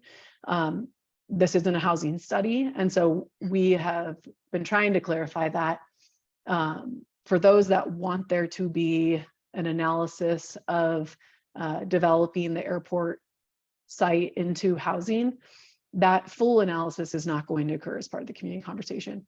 But if at the end of this, and when we go to city council, looking for their direction on how to move forward after the community conversation, if that is to go and do a housing study specifically for a scenario of repurposing the airport site to be for housing and other uses, then that's the work that we'll go and do next.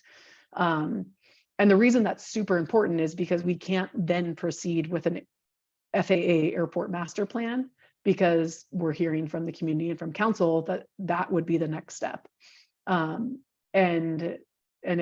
We would not do both. We would not go and accept federal funds to do an FAA airport master plan that then ties us to grant assurances for many years into the future and a housing study of the airport site. We wouldn't do those two things at the same time. So that's why the community conversation is super important. And that's why, you know, we've been trying to clarify that that option is on the table through this conversation. So Allison, anything there to clarify or add?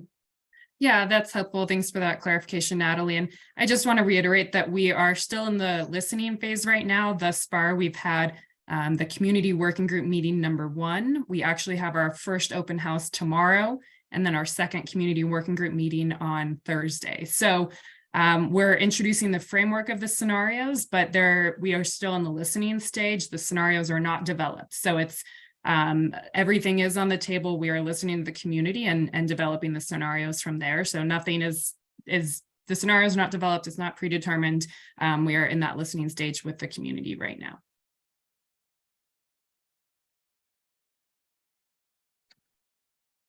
Thank you. Thank you. That was really clear. Yeah, and sorry, Really one other helpful. question. Yeah, or one other thing for Ryan to address. We pulled up, and Ryan will be sharing this with it was in your pre-work for the community working group on Thursday. We shared, you know, where the airport was identified in previously adopted city plans. And, you know, we've identified, you know, in the Boulder Valley Comprehensive Plan, the East Boulder Subcommunity Plan, and then the Transportation Master Plan sort of gets to one of the questions you were asking about, you know, how is it relevant to TAB? And I'll just share in the TMP, it shares for the airport, a policy is to update the airport master plan and work with the public airport to broaden its value to the community and prepare for any advanced mobility opportunities that may utilize it for passenger freight delivery. So that is part of the Transportation Master Plan. So as a TAB member, that's you know, something you can always circle back to as well, anything that is in our TMP. Thanks, Allison. And thanks, Natalie. Okay, let's, if we could, just continue on this, see if there's anything else from folks who haven't spoken up yet on, like, are there transportation issues that you think are part of this or scope that we should be focusing on, or maybe that you have either direction or questions for me as I go forward. And if I could add, you know, I think I recalled there was one other, maybe an issue, which is, I think there's a bike path from Gun Barrel that maybe is sort of prevented right now from a connection because of the airport. I don't know how true that is, but anyway, there might be bike access. I guess that's another issue to consider. So anything else?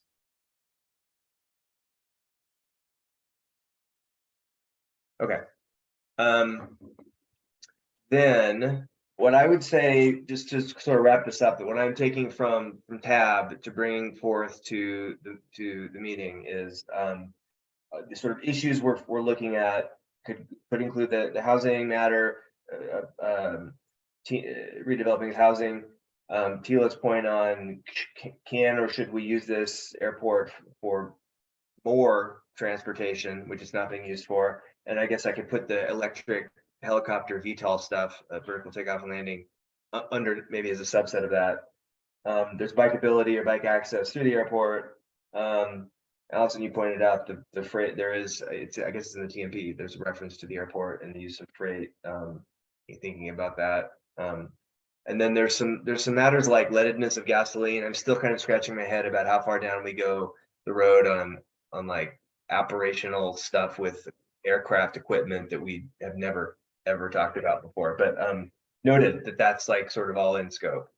So if folks have any like sort of platforms or things you want to advance, let me know. But otherwise, I think I identified these as the issues, and my lens will continue to be our TMP kind of main focus areas of like, how do we do mode shift? How do we reduce VMT, reduce greenhouse gas emissions, and improve safety through Vision Zero as kind of organizing principles. But I'd like to go back to the sort of what Laura raised specifically, but anything else before we do that? I just want to chime in. I'm not convinced it's terribly relevant to transportation, but because it was a contact I had with a community member and kind of relevant to the airport, I met a perfect stranger a couple weeks ago, but he's a paraglider. And so they, jump off of the nearby high peaks and then fly around with their parachutes. And a lot of them land in North Foothills Park. But he was describing how a lot of their activity is constrained by airport activity because they can't interfere with, or they have to be careful of. And the sort of recreational, non-transportational use by planes pulling gliders around is kind of the main conflict point for them. And so he was just wondering, in this master plan, is there any room to consider sort of different user of the air categories? Because he doesn't want to use the airport, but people who do use the airport impact his own leisure activities. And I am underinformed on any of that. But I did say I would, that I knew about this working group, and then I would pass that concern along. Yeah, that's a great point. I just written that down, and I think the subject of air, this is not my expertise, but different airspace at different altitudes is an issue. And I think part of the VTOL, the electric aircraft thing, is that there's underutilized space at lower elevation or altitudes. So I'll add this in there as a topic, that sort of like use of the air. I suppose this also raises equity, and we haven't talked about this at all, and I'm not sure where it goes, but having a transportation with a equity and a racial equity view or lens on this whole thing. Yeah, we've actually, utilized the racial equity instrument on this process, and we are actually doing additional engagement and having additional community meetings at Vista Village and San Lazaro, which are the two mobile home communities directly adjacent to the airport. So we are doing additional outreach for a number of reasons, not only for proximity, but because it's been shared that a lot of folks there would not feel comfortable coming to a general open house.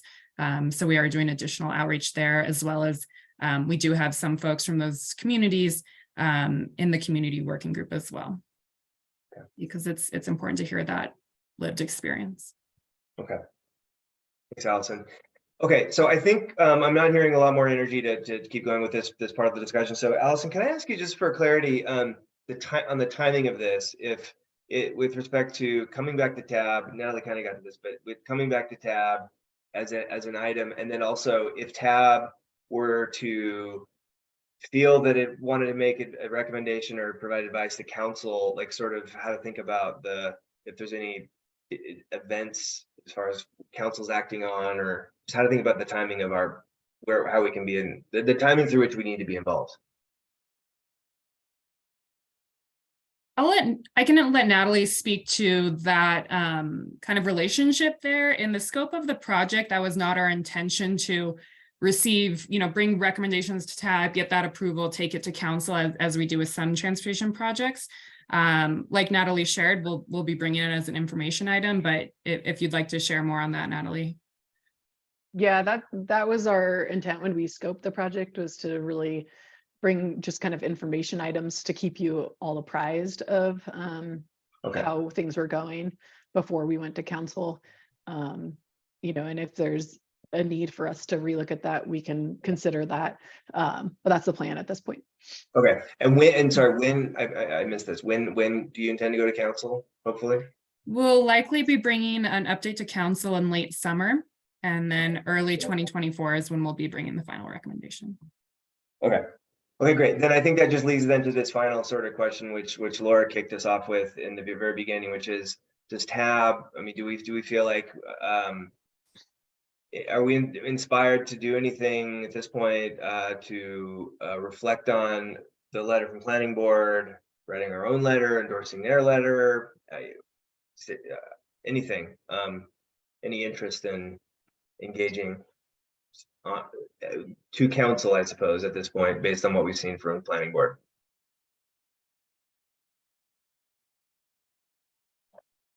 I guess I'll say that I mean, I'm supportive of exploring all the different scenarios, but I also don't, since I haven't been in any of the direct meetings, I don't have a lot of perspective to sort of say one thing or another, but, would be supportive of just the general idea of what they're talking about as far as all the perspectives being, or all the potential scenarios being shared. But yeah, just hard to say, not having been there myself. Would it be, oh, go ahead. Somebody was that Alex? You said something? Yeah, I was gonna say, I understand the planning board's concerns and I hope the community at large is thinking through the possibilities at the airport. It feels a little bit outside of TABs, what we often talk about and are most familiar with. So I don't feel super compelled to send anything as a board regarding process. I think that's more in planning's purview. Would it be, sorry to interrupt, would it be, I'm just thinking, would it be relevant or not relevant? Would it be, I guess, permissible to have, if Laura's still on the line, if she has like I think she kind of had a request for us. I'm not sure I crystallized to me what through the comment what the request was. Alex and Natalie, would that be okay if we just gave her a moment, or would that break any rules? Yeah, if there's a specific request. Natalie, are you okay with that? Perspective from planning board. Sure, if you want to have her state the request, that's great. Fine. Great, thank you. I don't know how the IT controls work here. I don't think I see her, but I think she's on, so maybe she has to be shown because of so if Sydney, I don't know if Sydney can see if Laura's on. Any chance, Laura, you're there? And would you be willing to sort of restate, or based on what you've heard now, is there any sort of like request or proposal to TAB from your view? Okay, she's there. Yeah, I'm here. Can you folks hear me? Yeah, yes. Ryan, I appreciate the opening to state a request. I don't think that planning board has a specific request for TAB. I think, Ryan, you and I discussed that here's what planning board is doing. And if TAB is so moved, if you wanted to support planning board's letter or write your own letter, that is something you could consider. And I'd be happy to speak to planning board's reasoning and what we're concerned about. I also am not an expert on the linkages with TAB's work and transportation. So I think it's really up to you folks if you feel moved to communicate anything to City Council at this point. So if you have questions for me, I'm happy to answer them, but I don't think that planning board has a request for TAB. Okay, thank you, Laura. Any questions for Laura? Going once, going twice? Okay. Laura, thank you. Thank you for sticking. Oh, go ahead, Alex. No, just thank you for that clarification, Laura. Great. And thanks for sticking with us. And Natalie, thanks for your indulgence. Okay, so I think that maybe takes us to the end, unless there's anything else. I guess I'm not really seeing a lot of interest in signing up on to do anything yet, council, but speak up if there's anything else on this or related on airport. Okay, then I'll report, I'll intend to report back at the next meeting, I suppose, after, yeah, if there's any updates on airport. So Alex, that's what I had for airport, and then I had one other item. I think it's probably gonna be a bit quicker. Yeah. Okay. So I shared an email with TAB members just prior to the meeting, and I'm sorry to have done this without a lot of notice. That is a draft letter of support that I have written on behalf of myself to City Council, asking City Council to support the state housing bill SB 23-213 for the reasons that it is helpful in a number of ways to the TMP and our transportation goals and also Boulder's climate goals.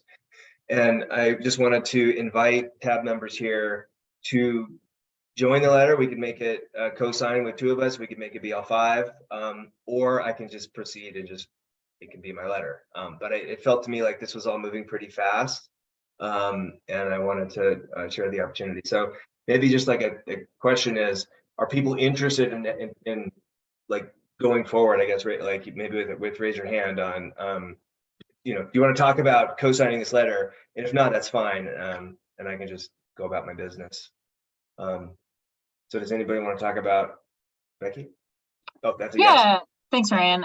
Yeah, I definitely be interested and supportive of it. I'm happy to sign. My one, I read quickly, but my one recommendation would be that, so my understanding is that the City Council supported it, but also offered amendments they'd like to see to the bill. And I think, I won't comment on all the amendments, but there are a couple amendments that are, I think, contradictory to our transportation goals that they were recommending. So I would suggest for the letter that we maybe call out the amendments that they're suggesting that are actually worse for transportation, mostly around parking policy, that they were recommending that I guess I at least disagree with. I mean, obviously I wouldn't, if not everybody did, we wouldn't need to call it out, but yeah, there was some language around how parking is used in tandem with housing that is just going to set us back farther on our transportation work. So I'd say yes. I like thank you for maybe like a thank you for being supportive of this bill, as that council has been, but also like these specific amendments are problematic, and we discourage you from pursuing them in service of actually reaching our transportation goals. Becky, thanks. I don't have the letter in front of me with the items of the amendment items. Is there a way for you to reference them so I can look them up? Or yeah, I can forward the letter. It was on the hotline. Okay. It was on the hotline messages. But yeah. Do you want me to read them here, or do you want me to send them? How many are there? Well, there were only a couple that I was thinking of with specific, like very specific, like tied to transportation. I mean, I agree that all of it, land use in general, is very tied to transportation, but a couple that were like more direct. And can you just identify the ones that you think are objectionable, and then we'll see if there's if others want to weigh in on that. Yeah. So the bill would, I believe, as it's written now, unless it's been amended, the bill would make it so that cities allow ADUs without having parking mandates on top of them. And the amendment that Boulder has suggested is that the cities retain the ability to use parking mandates on ADUs, which as like a trade-off for affordable housing, but I don't think that's great transportation or frankly housing policy, to use if you can get out of subsidizing cars if you make it affordable. Like that doesn't make any sense at all. And then the other one, so that ADU parking, and then there's another parking one, multi-unit building parking. So requiring that they're allowing cities to mandate more parking for bigger buildings, which I think is unfair to the residents of those buildings to pay for parking they might not want, and also just completely counter to our mode shift goals. So those are the two specifically I would call out. Okay. I'll forward you the letter from Carl. Okay, great. I'm certainly comfortable with language to discourage both of those. So great. Tila? Yeah, I thank you, Becky, for looking into that. I personally don't feel informed enough on this to sign on to the letter tonight. I did send you, Ryan, some amendment that I think would make it stronger. I think in general, I'm completely behind it. But also because I have in my home an almost legal ADU that would be legal if these changes happened, I think I should probably refrain, certainly as a member of TAB, from signing on to this letter for potential conflict of interest reasons. But I might be inspired by your example to write as an individual citizen on this. But at the moment, I'm not going to be able to sign on. Okay, thank you. Thank you, Tila. Thanks for Yep. being so conscientious. Anybody else? Alex, Trini? Yeah, Ryan, thanks for putting together this letter, and I would also be supportive of Becky's suggestions that the bill not be amended to remove these parking requirements for types of development that should be inherently walkable or at least car light. Okay, so you're interested in being a co-signer. Mhm. Great, okay. And Ryan, And Trini? me too. I'll sign and I'm with Becky and Alex. I think that's important to add as an amendment. Great. Okay, simple then. I can make these edits that Becky suggested, add names. Anything else? I think you should probably make the edits and then send it to people for final review. And at that point, there's won't be any opportunity to do any Yes, back and forth, but we can see the final draft and then choose to add or withhold our names. Okay, great. Great. Thanks for everybody for that. And also I want to acknowledge at least Becky, who was also spent at least 10 hours in Senate committee hearing last Thursday and till the late hours. So anyway, I know a lot of people are involved with this and are putting their hearts into it. Okay, that's all I have. Thanks.